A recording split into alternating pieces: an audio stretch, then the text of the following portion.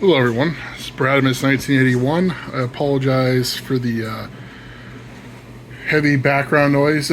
My air conditioner just turned on as well, so not only do I have my dryer going, I have my dishwasher and now my air conditioning. Yeah, such is what happens when you have unplanned videos. I've had several people ask me to do an update video on my ant colonies. I still have the 4. 2 of them are thriving. 2 of them are, well, another one would be in limbo, and the other one is not doing so well. Let's start with my Camponotus sansabeanus. I'm going to, let's see, it's very hard to see in there. Let me go ahead and now see if I turn the light on my camera. I don't want the light on the whole time. It'll stop the video, so let me just kind of flash a light. Looks like they got a pretty decent size pupae in there. There might be some eggs. Very, very, very difficult to tell.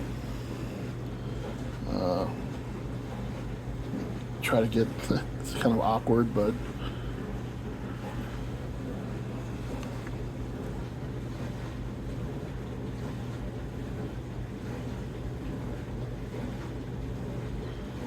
you know, it's quite possible that this colony has actually gotten 2 relatively new workers, because initially I believe, I'll have to go back and check previous videos, or you can do so, but initially I believe I had 5 workers with her. I think there's 3 in there, but I've seen multiple dead, so I think it's quite possible that 1 or 2 workers may have fully developed without me noticing. I tend to really leave her alone, simply because I'm trying everything to encourage her to produce. Yeah, so that's that. Not much new on that front. Well, now let's go over to my Formica subsericea. And you can tell they are not doing well. More die off. The queen's there. I haven't seen any fresh eggs since the move. Although she did have a small clutch of eggs when I did initially move her into this. This is a Tar Heel Ants mini labyrinth, by the way. I talked to Mac the other day, and what I'm probably going to end up doing is moving her into this extra single Tar Heel Ants mini hearth that I have back there. You can see in the middle. Simply because this, when I originally bought this mini labyrinth, she had a lot more workers that were alive. Or I had estimated that there were more. It is what it is, folks. This is ant keeping the way it is. As far as I know, I've done everything correctly. Yeah. Hopefully I can move her into the mini hearth and get the same growth I got out of her last year. Keep your fingers crossed. Anyway, I was saying is I had that heat cable. You see the heat cable's loose there. Temperature and such has not changed. I still have the ceramic heat bulb there with the under the tank heater, which is under the glass here. And I do have this temperature controlled. That hasn't, so none of that's changed. Since the she was in, this colony was in the mini hearth end when the mini hearth slash mini hearth XXL, when I attached it to that formicarium. But I did add the heat cables, and I told Mac what was going on. He told me that he recommended I take the heat cables off. It might be a little too much heat, which might be the case. I don't know. I'm just trying different things. I'm basically waiting until my a friend of mine can come over and help me with the move. Although with as few workers as she has, the move might not be that difficult. But I don't know. Any recommendations or suggestions are always appreciated. As always, just keep it civil. the ant keeping hobby is kind of very opinionative and still in its I wouldn't even call it in its adolescence. I would literally call it in its infancy still.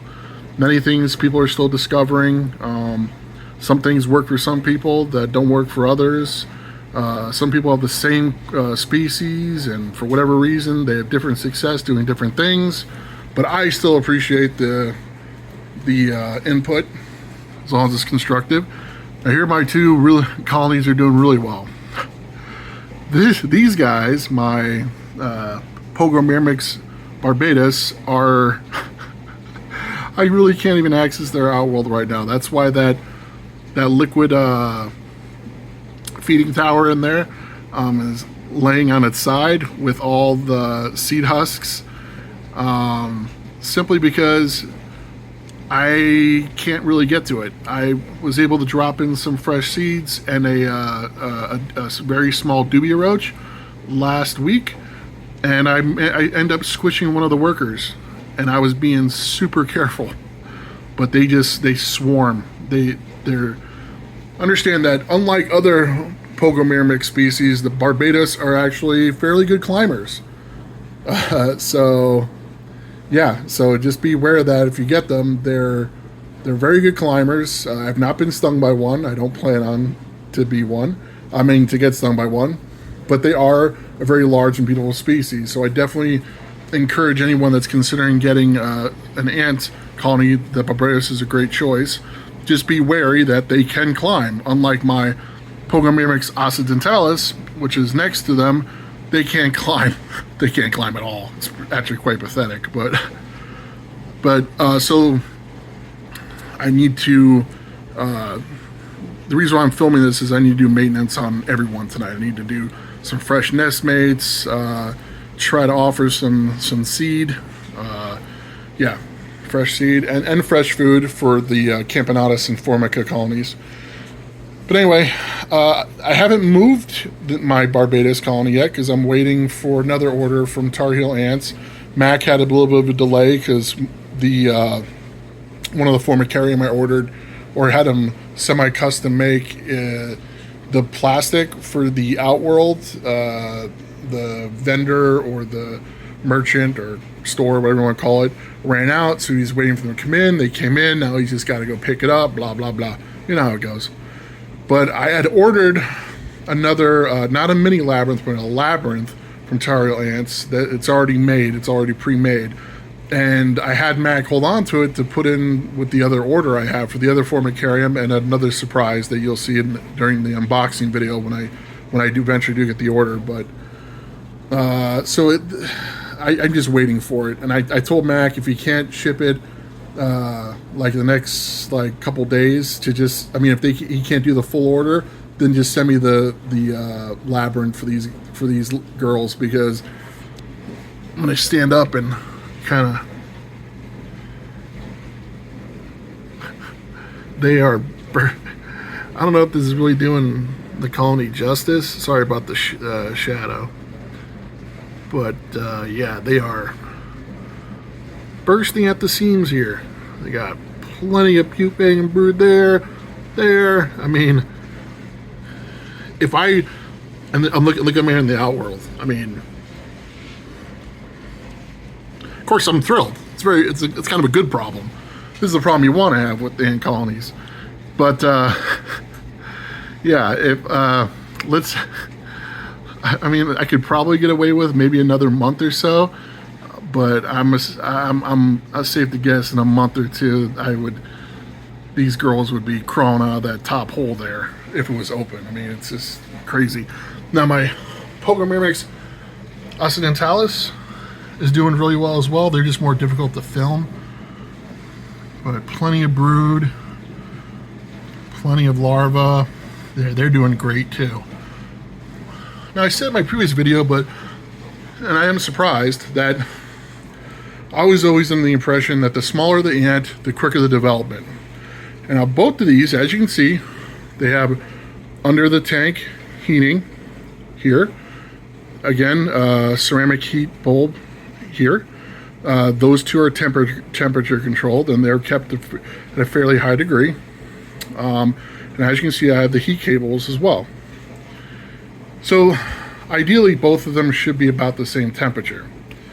I feed them the same amount of same seeds. I mean, granted, I did feed the barbatus colony a little more protein than I have the occidentalis, simply because the size of the colony is just larger. But I have offered the occidentalis protein, and they have taken down, I think, two very, very, very small dubia roaches. I'm talking like little babies. But anyway, the point I was making is the development for the occidentalis, I'm hoping I'm pronouncing that correctly, is much slower than the barbatus. And that's strange, because I'm like, the larger ants, from everything I've read, they typically take longer. What I'm talking about, for those of you not as experienced with ant keeping, is, so you have the egg stage, you have the larvae stage, the pupae stage, and then pretty much the ant, the worker. And that's pretty much how it goes for the vast majority of ants. There might be some subtle differences, or depending on the species, but that's pretty much it. And there's development time for each of those stages. And typically the smaller ants, or the smaller you go, their development time is shorter. So let's say an ant maybe would take 4 weeks to fully develop, like, you know, so like a week for the egg to larvae, then a week from larvae to pupae, and the week, you know, whatever. So, and that's what I mean by development time. From the time the queen lays the egg until that new member of the colony is a full-grown worker, is typically smaller the ant, the quicker. But in these two colonies, hey, maybe I'm crazy, maybe because the barbatus are a larger species, and this queen, the barbatus queen, was developing a little more quickly. Like, I noticed her production was quicker earlier on, so that could also, you know, kind of factor into it. But I still swear that the barbatus colony, their ants are just, they're just quicker development. I mean, anyone can prove me wrong or tell me otherwise, but that's just the way it feels, or just my own observations. So yeah, I'm sorry this video was not near as fun. I got some drawers down there, and they're already full. I didn't get, should have got 2 of them or whatever. This whole setup needs to be redone. I need to get some type of shelving system, and I've looked, and I haven't found anything I quite like. Don't get me wrong, I haven't looked that hard, because I still have a little time before I have to upgrade all this, but these are not all, for those of you who see my videos, these are not all the Formicarium I have, although these are the only 4 ant colonies. I have Formicarium in another location in my apartment, simply because this desk is not big enough to hold it all.